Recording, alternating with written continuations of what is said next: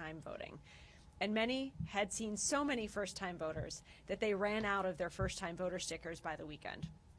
It was also a cause for celebration. So many early voting locations, including many here in Detroit, where there were 14, had concerts and carnival rides set up outside as people came to vote to celebrate the occasion. And it was also a family affair. One of the things I saw more than anything else was that a lot of voters showed up with their kids, inviting them to witness history, be a part of history, in the hopes of inspiring and preparing our youngest Michiganders and these future voters to inherit our democracy. But most importantly, all across the state, from Houghton to Hillsdale to Grand Rapids to Flint and here in Detroit, I was really happy to know voters throughout our state experienced a smooth and successful and secure process throughout the early voting time period. So congratulations to everyone who was part of it. Now that brings us to tomorrow, Tuesday, November 5th, the last day to vote in Michigan's 2024 general election. Now as we head into tomorrow, which is the final day of voting, I'm pleased to announce that all the trends we're seeing indicate that we are on pace to see another high turnout election with voters all across this state enthusiastic and engaged. First, between mail-in ballots and in-person early votes cast, nearly 3.2 million Michiganders have already participated so far in this election. That's 44% of active registered voters turning out already before the traditional election day even begins. And that includes more than, as I mentioned earlier, 1.2 million voters who cast their vote at an early voting site. Voters' enthusiasm for early voting was really above and beyond anything we expected throughout the week, and we consistently saw each day over 100,000 or more folks show up to vote. The highest early voting turnout day was yesterday, Sunday the 3rd, with more than 189,000 voters showing up and casting their ballot. And whether they voted in person early or from home via mail or drop box, women cast 55% of the ballots submitted so far. We're also seeing young people engaged throughout the cycle. 2 days before Election Day in 2020, about 12% of people who had voted by mail were between 18 and 30 years old. In 2022, that number was 7%, 18 to 29-year-olds. As of polls closing last night, 12.5% of the total votes cast thus far came from 18 to 30-year-olds, and more than 17% of those who took advantage of in-person early voting were between the ages of 18 and 30 years old.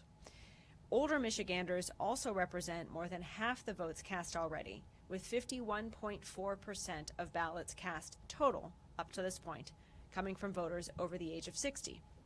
And 15% of voters who have cast a ballot in Michigan in 2024 did not vote in 2020. So while statewide voter turnout is currently at 44% and Washtenaw County is leading the pack with 54%, that's 10 points above the state average. We're also seeing high turnout rates in many of our largest counties. Oakland County is also above the statewide turnout rate.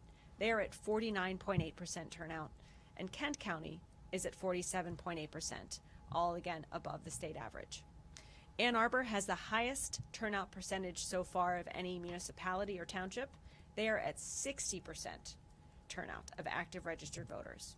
East Lansing is second at 55%, and Livonia and Sterling Heights follow. Livonia is at 47%, and Sterling Heights has seen 45% voter turnout so far. Here in Detroit, we're seeing 32% turnout so far. Grand Rapids was at 39%, and Warren is at 35%. The other thing I saw when I was around the state this week was the popularity of these unique I voted stickers that were designed by Michigan artists. There's 10 of them total, and everywhere I went, it was really interesting to see who chose what.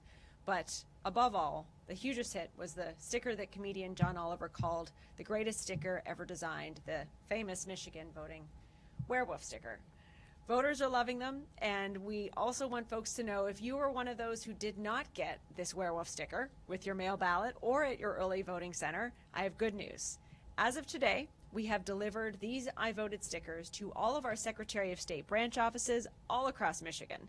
So they're now available for any voter or future voter or just sticker enthusiast to come and pick up at one of our branch offices. I want to also thank Michigan's clerks and election workers who've done an exceptional job managing the early voting sites, setting up counting boards, pre-processing mail-in ballots, and overall making sure the voting process runs smoothly and securely. All of us owe a huge debt of gratitude to these dedicated professionals, and I'm extremely thankful for their tireless work for the people of Michigan. Now finally, let's talk about tomorrow. First, any eligible voter who has not yet voted can still do so tomorrow. Polling locations and precincts will be open tomorrow from 7 a.m. to 8 p.m. all around the state. And if you are one of those voters who procrastinate and have your ballot from at home and you're voting from home, you can still return it to your local clerk's office or to a local drop box in your community before 8 p.m. tomorrow, November 5th. And even if you aren't registered to vote, you can still register and cast a ballot tomorrow as well with proof of residency. Bring it to your clerk's office before 8 p.m. and you'll be able to register and cast your vote there in one trip. To find your local clerk's office, your nearest local drop box, or your election day precinct, or anything else you need to know for tomorrow, go to michigan.gov/vote. And remember, whatever option you choose to vote, Michigan's elections are safe, secure, and the results will be counted accurately. On that note, let's talk results. I know a lot of people are wondering, when are we going to hear? I know people across our state and in Michigan and all across the country are anxiously waiting to learn the unofficial results of a number of high-profile races. So today we are releasing 3 videos that will walk everyone through exactly what will happen after the polls close. You can see those videos now on our website or our social media channels. And we can expect the first wave of unofficial results to begin being posted after 9 p.m. Eastern tomorrow. That's because we have 3 counties that are in Central Time, and we wait until all of the polls are closed across the state before releasing any numbers. You can expect to see ballots cast at early voting centers and in person in precincts tomorrow to be among the first numbers released in those early totals. And you will also see, in some cases, ballots that were sent back through the mail or drop boxes, absentee ballots, being included in those totals as well. Those will be the ones that were returned early, and I'm really pleased that in this moment, 82% of the ballots that were sent out have already been returned. So you will see some of those ballot results as well in those early numbers. And while we expect to have the final unofficial results by midday Wednesday, I will be hosting a press conference tomorrow evening shortly after 9 p.m. at Ford Field. And at that time, I will have more specific updates for everyone in terms of what to expect in the post-election period. Now I'm happy to open it up for questions. Secretary Benson, Yes. 4 years ago, we saw an influx of absentee voters, of course, due to the pandemic. And it resulted in some impatience among the community members, and we saw a lot of chaos at TCF specifically. Are there any security measures in place to prevent that this go around? There are, and I'll say a couple of things on that. First, it is now a crime in Michigan to threaten an election worker in their line of work. Secondly, throughout the pre-processing procedures that we've observed in Detroit across the state, there have been a number of challengers and observers all peacefully observing and staying within the guardrails of their roles to have access to see the process and also have transparency as well. It's gone abundantly smoothly, and I'm really glad for that. I see no reason why we should depart from that at all tomorrow or in the days ahead, and I certainly expect and hope that no one will try to disrupt the process. It won't be successful, it will break the law, and we will be there with state, local, and in some cases federal law enforcement to protect the process, to protect the people in the process, and to ensure that there is justice served for anyone who would break the law in trying to disrupt or interfere with our elections. All that said, I'm really, again, hopeful that we'll see a peaceful election day, both during the voting process and after the polls close, but we are prepared for anything, and we have multiple partners and even have done scenario planning exercises all across the state to be ready for anything that could transpire. The other thing I'll add is that we'll have close to 100 people from this office working throughout the state to be there and be present if anything occurs, whether it be in northern Michigan or the Upper Peninsula or on the west side of the state or here on the east side of the state. We'll be ready in partnership with the Attorney General's office and many others to be there and to ensure we're able to either de-escalate or mitigate any potential occurrences. But again, we ask everyone to respect the process, respect democracy, respect the officials who are in the process, and let's have a smooth and secure election tomorrow. Thanks. Yeah. Yeah. Associated Press. Can you talk about the impact of the early voting and the absentee voting on the how easy or perhaps hopefully easier to process everything? I mean, how much of this that's gone on the last 9 days will be a relief to the clerks and everyone who has to process the ballot? Yeah, we'll go through a couple of things in comparison to 2020. So in 2020, we had 3.3 million citizens vote before Election Day through primarily mailing in ballots. And in 2020, we saw 2.2 million citizens show up on Election Day. In 2020, our clerks were not able to begin even pre-processing those ballots, those 3 million ballots, until 7 a.m. on Election Day itself. And they did, to great success, actually worked very methodically and securely to process and tabulate those ballots alongside the Election Day they were administering.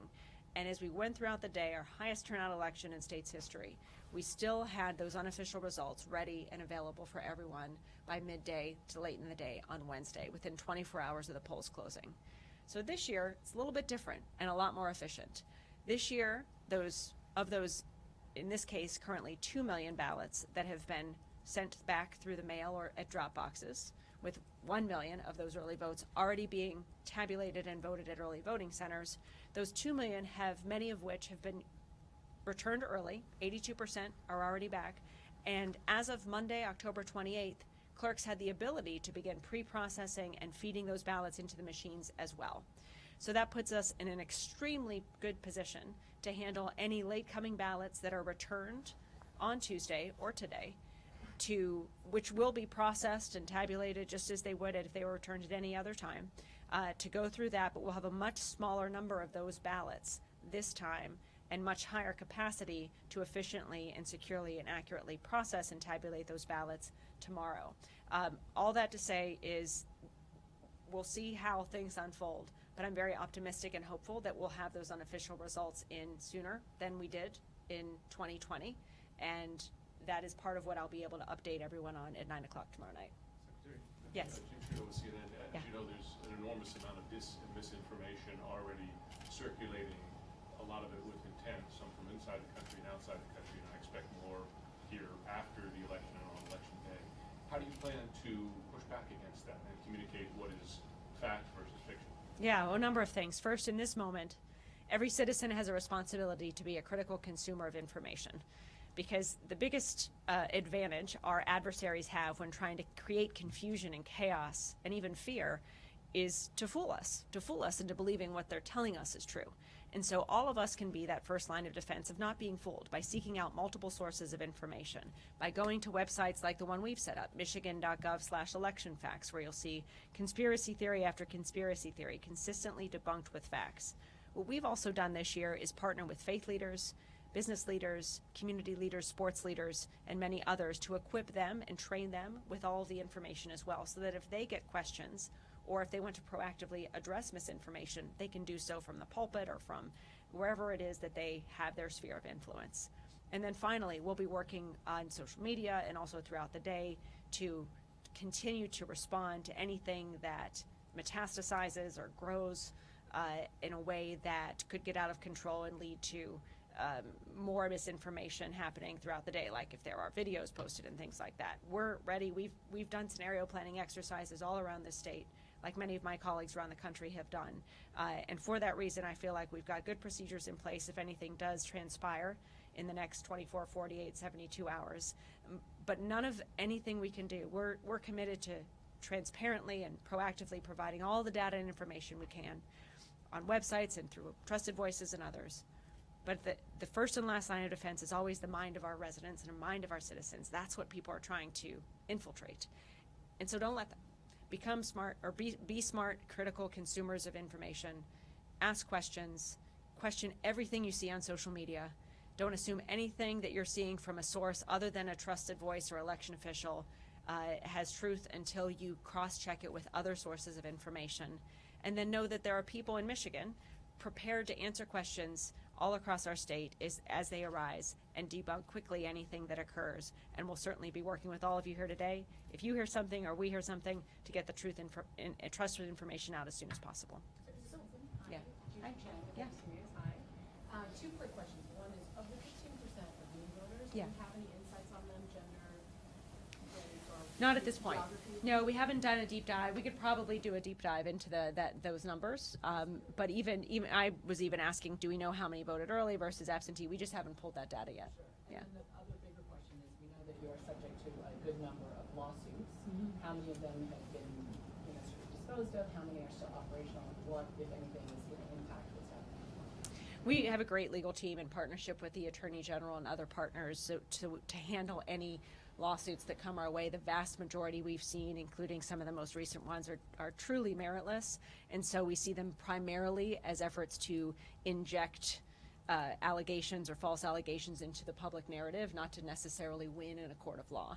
So we've seen a lot of them dismissed. We've seen some dismissed and refiled the next day just to keep the story out there. So we're trying to help everyone see that these are, as we've said consistently, oftentimes lawsuits or a PR strategy that are masquerading as lawsuits to try to create fear or cast aspersions or seeds of doubt on the integrity of our elections. So we anticipate this will continue in the days and possibly weeks ahead, and we'll work to both stay in front of them and help equip everyone with information about why we may believe a particular lawsuit is meritless, what it's actually trying to get people talking about or thinking about or worried about, and then whatever we've done to put in place to protect against any types of Just for our reporting, false do you know sort of aspersions. a sense of numbers? How many have been filed? How many have been dismissed? We do refer to them as numbers because they just come so quickly. There's case 1, RNC 6, RNC 7, but we can get you those specific numbers. Yeah. Secretary. Could you Yeah. speak to a little bit more about the physical safety of polling locations and our poll workers as well? And what that safety kind of looks like? Are we, arming poll workers with pepper spray? What does it look like? We have not armed poll workers with pepper spray, nor would we, but at the same time, we do have a connection to every poll worker in the state to make sure if something arises, we can find out about it quickly. Many of our election workers have gone through de-escalation training, and we also will have 100 people from our office all throughout the state and here at Cadillac Place to be able to be on hand and rapidly respond or de-escalate anything that might erupt or occur throughout the day. We are very aware that it's that anxieties are running high and that a lot of people are worried about the potential for disruptions or worse on election day.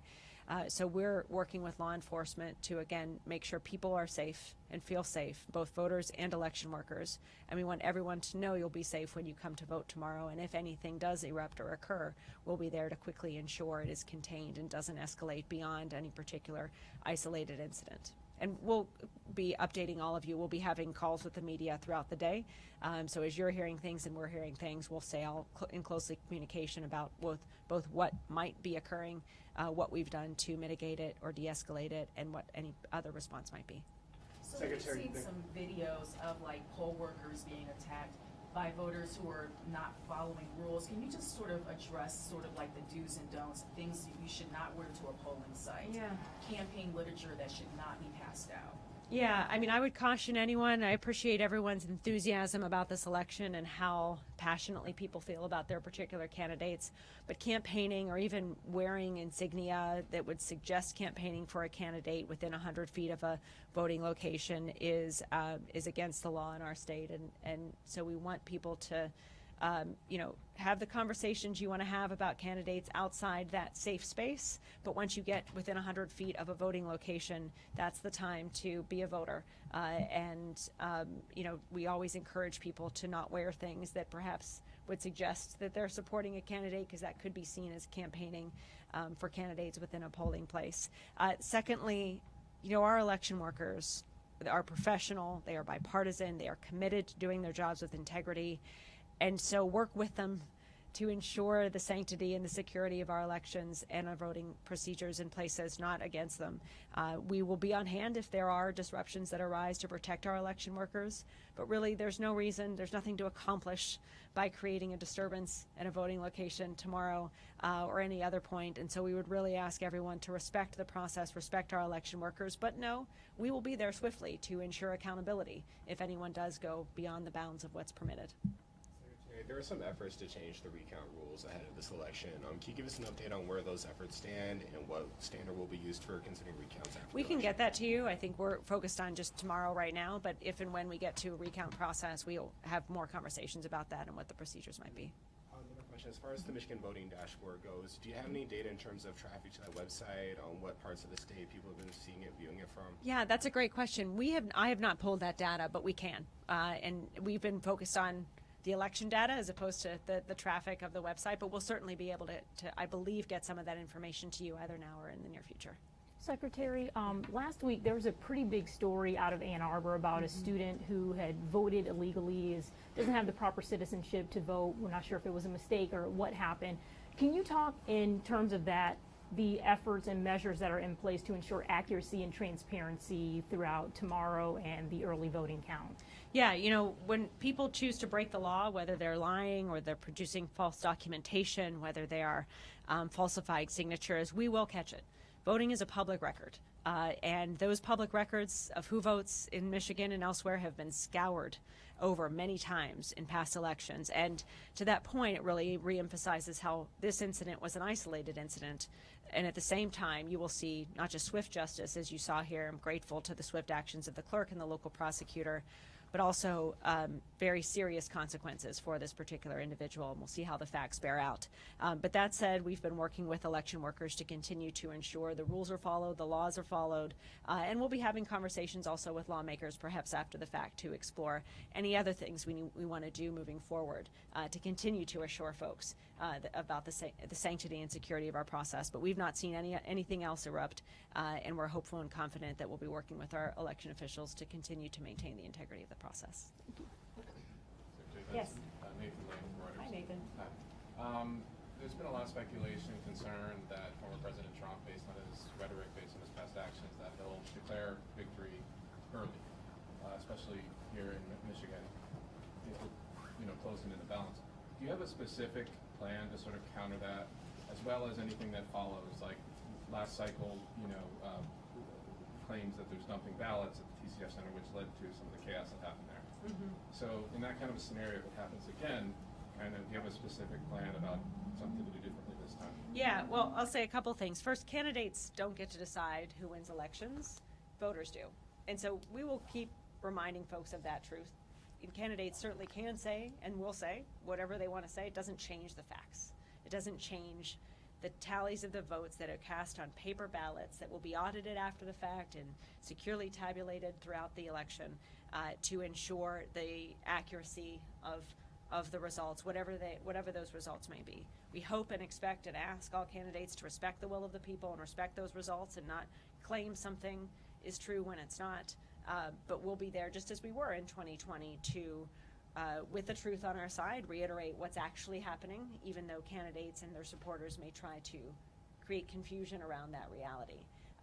That's why for the next week and beyond, we'll be here to consistently, as we were in 2020, debunk the misinformation or debunk conspiracy theories as they may arise. And we ask for your help too, frankly. When you, in 2020, it was media supplies that were being brought into then TCF Center that were falsely alleged to be ballots. They weren't, and I was grateful for friends in local media here who quickly said, no, that was our stuff, that wasn't ballots. We'll have to do that again, potentially, but truth and transparency are on our side, and I'm hopeful that the number of people who will be observing, and challengers as well, within, in this case, Huntington Place, who will be on hand to hopefully also speak that truth and not cast false aspersions on the process, will stay within the lines as well. But it's one of the things we'll be keeping tabs on as things unfold in the days ahead, to see what is it that could be used, what small kernel of misinformation could metastasize into something much larger. I think the one thing I would say is we've all been through this before. We've seen how completely innocent things can be misused to spread false aspersions about our election. So let's all be vigilant and not allow that to happen and try to negate it as soon as it does. We'll certainly be doing our part, and hope citizens can also join us too in helping us to spread the truth and not allow conspiracy theories to foment. Can you mention the large numbers just one more time? I think you said nearly 3.2 million Correct. people have voted either in person Or absentee. or absentee. Mhm. And of the 3.2, 1.2 Correct. came We're out as early in person. early in person. Okay, Yes. thank Yeah, you. yeah. And we'll have a release that we can get you right after this with all those numbers in writing. Yeah, yeah. Other questions? Yeah. Yahya Gonzalo with CNN. I know there's going to be some eyes on Warren tomorrow night. Yeah. Just anticipating, A lot of them. so- Yeah. A lot from our office. Yeah. Do you have any updates as far as what you're expecting or when those results might be in as far as Warren and broader across the state? Do you know of any places that aren't planning to count throughout the night and potentially wrap up at a certain time and pick up in the morning? We don't right now know of any places that would in any way not, count until the count is done, but we'll have more of an update on that at 9 o'clock when we'll know more. In Warren, it's looking like anywhere between 22 and 25,000 ballots will be processed and run through the machines beginning tomorrow. So we'll keep tabs on that throughout the day to see how that's proceeding and if any others come in late. And that's another thing we'll be able to have on hand at 9 o'clock to know. We will have members from our office there with updates, and I'm sure many others will be there too. I'm hopeful that the Clerk Ferlini, the county clerk, has also said he will be releasing partial results as they come in. He won't wait till every community delivers results before releasing them. So we'll see how things play out. I think the good news is there are lots of eyes on it, so we'll all be able to know exactly what's happening, when it's happening, and what to expect. Any other questions? So we'll be having I'm here and available. If you have any additional questions in the hours ahead, we'll be having another press conference tomorrow morning at my polling place at 10:30. Sorry, Angela, if I wasn't supposed to announce that, but I did. Sorry. And then we'll have our 9 o'clock. So just so you know, and then we'll have our 9 o'clock, or shortly after 9 o'clock, we'll have a press conference at Ford Field to wrap up the day. Thanks, everybody, and let us know if you have any more questions. Take care.